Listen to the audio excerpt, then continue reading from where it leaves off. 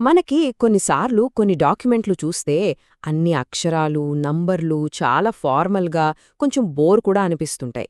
కానీ ఫైనాన్షియల్ ప్రపంచంలో పైకి సాధారణంగా కనిపించే ప్రతి కాగితం వెనుక ఒక కథ దాగి ఉంటుంది.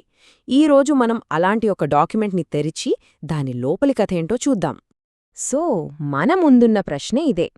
ఒక కంపెనీ స్టాక్ ఎక్స్చేంజ్లకు పంపే ఈ అఫీషియల్ నోటీసు అసలు ఏం చెప్పాలనుకుంటోంది?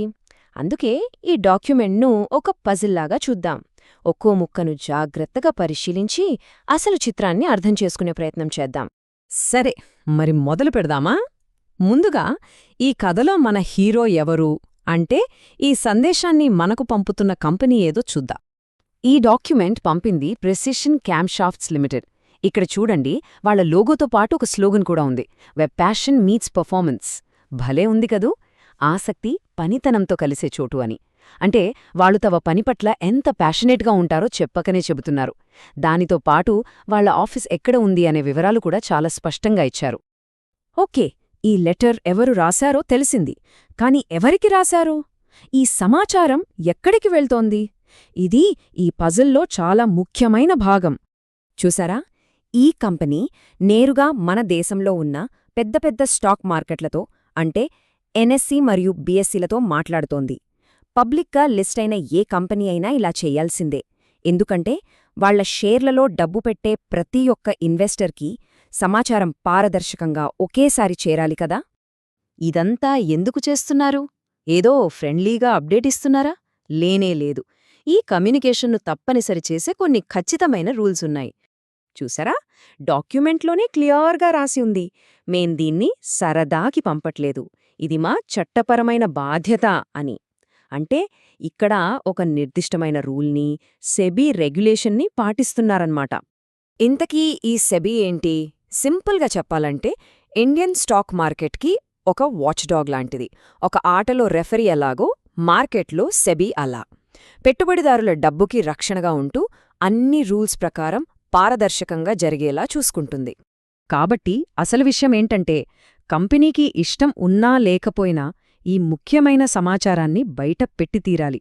దీనివల్ల పెద్ద ఇన్వెస్టరైనా చిన్న ఇన్వెస్టరైనా అందరికీ సమాచారం ఒకేసారి అందుతుంది.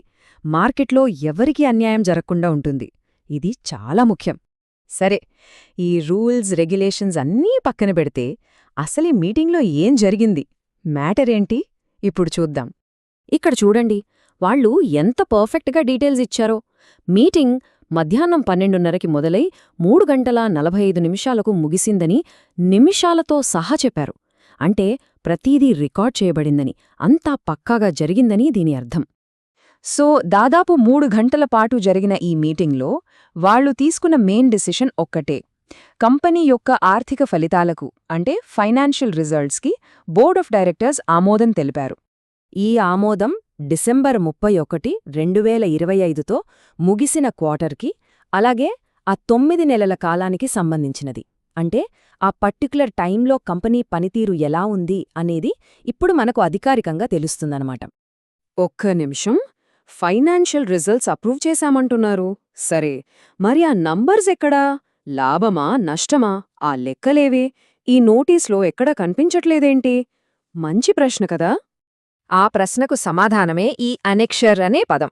సింపుల్గా చెప్పాలంటే ఒక అటాచ్మెంట్ అన్నమాట. ఈ నోటీసు జస్ట్ ఒక ఇంటిమేషన్. అసలైన ఆర్థిక ఫలితాలు, లాభనష్టాల వివరాలు, ఆడిటర్ నివేదిక, ఆ డీటెయిల్స్ అన్నీ అనెక్షర్ 1లో ఉంటాయని చెబుతున్నారు. మరి ఇంత హడావిడి చేసి ముందుగా ఒక చిన్న నోటీసు పంపడమెందుకు?